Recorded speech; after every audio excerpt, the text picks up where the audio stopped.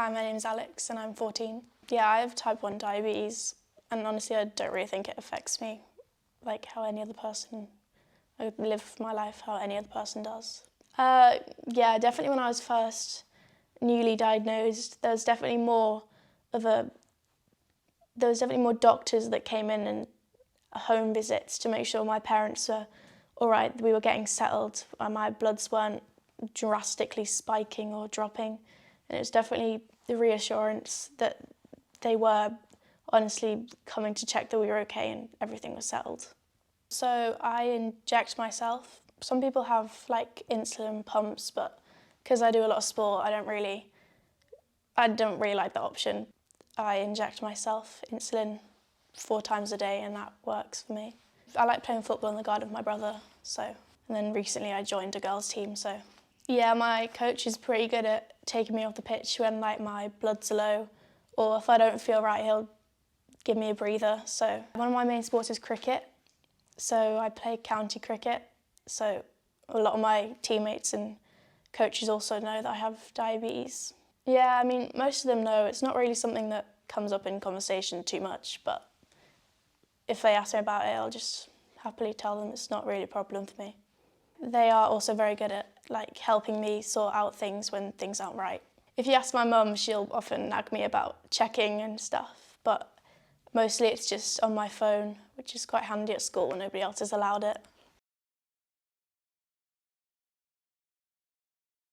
So on my phone I have 2 apps. The first one is the one that I probably use most often, and it just connects to my scanner on my arm and it will show my blood sugar, which is quite good.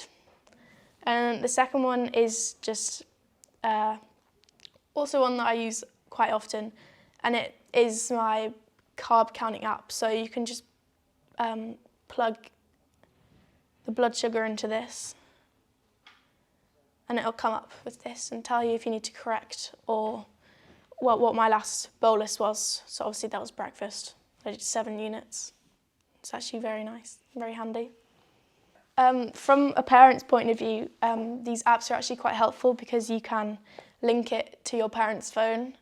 So if I scan, it'll come through on my dad's phone with my blood sugar, which is very handy. Also, when I'm asleep, my mum has this app on her phone and anybody can download it and she can just come in and scan me and it's pretty swift. I don't get woken up or anything.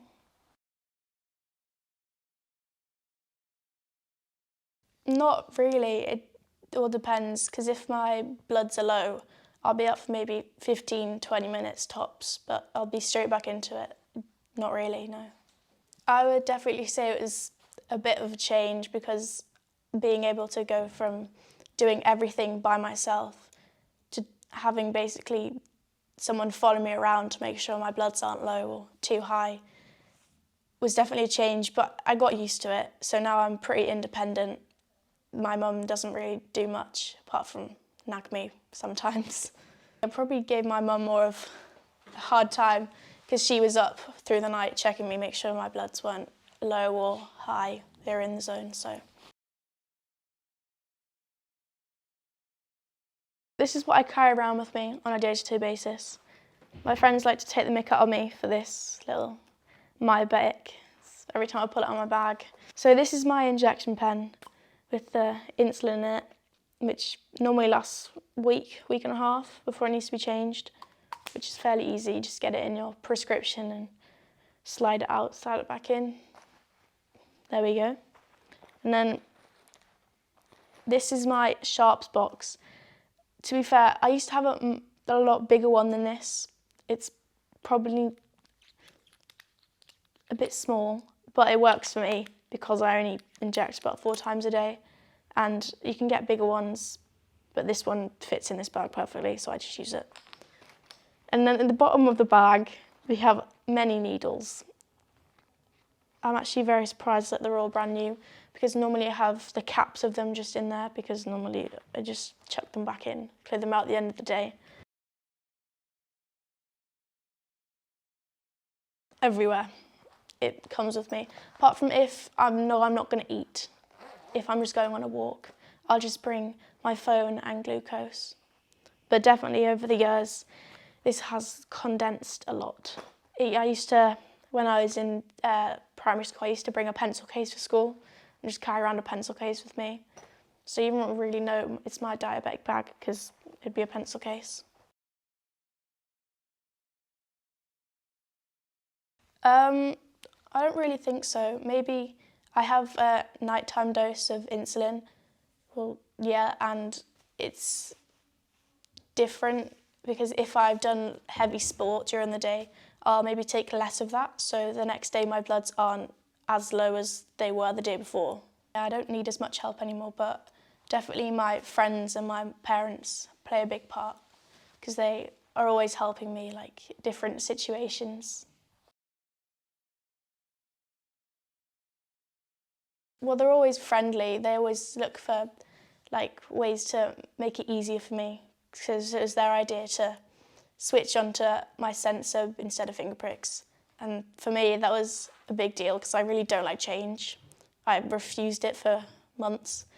And then I finally moved on to it and I was like, oh, yeah, this is better than it was. I should probably start trusting them more. So, yeah, I think they really do try their best to work out what is best for me. Definitely my friends and the teachers, they're always asking if I'm okay, if I need to inject, I'll just pop out the classroom or do it in the classroom. It really does just depend on the day. Recently we went on holiday and we came back and my insulin wasn't working. So we had to change it a few times just to make sure it was all right and I wasn't gonna pass out or anything. But we also need to pack more supplies so I don't run out.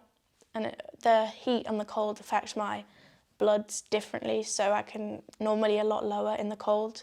So when we go skiing, I need to pack more low snacks.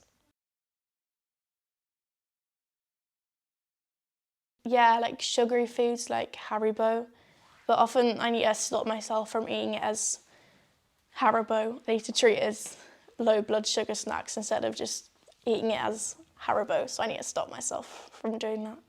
My friends make a joke out of this, but I often have like orange juice in my room, and it's a running joke with my friend group that whoever has orange juice, it's just normally me because it's just everywhere. It depends because each time you can see different people, like the dietitian or just the normal nurse. If I'm unsure on a question though, I'll look at my mum and she'll probably just tell them what I've been doing, but we're working towards me being more independent with the staff as well. We'll definitely become more independent, and I think that's happened recently, especially when I started secondary school, because I think that jump between there's primary school teachers who are literally always there with you to teachers who are looking after so many more kids. That was definitely a jump, but I think that I've definitely become more independent. Yeah, normally when I come, it's like quite scale of doctors. Normally it's the diabetic nurse. She's probably the most one that I'm in for the longest for because we talk about what can be improved, what's gone wrong, like stuff like that. And then there's a dietitian who helps out with like things that you can eat, things that you can also change about how you're treating things, if you can treat it early enough or if you're treating it late enough. And then there's also like general, like, I don't know what it's called, like checkup almost, so like your height and weight. They also once a year check your feet to see if there's anything wrong with them, and your eyes, which is definitely plays a big part in diabetes, because if you don't treat yourself right, it can go very wrong and you can also go blind. That's in actually a different part of the hospital, and you get drops put in your eyes, which isn't actually that bad. I thought it was going to be really bad, but it was fine. And then it's just like flash, and it just takes a picture of your eye.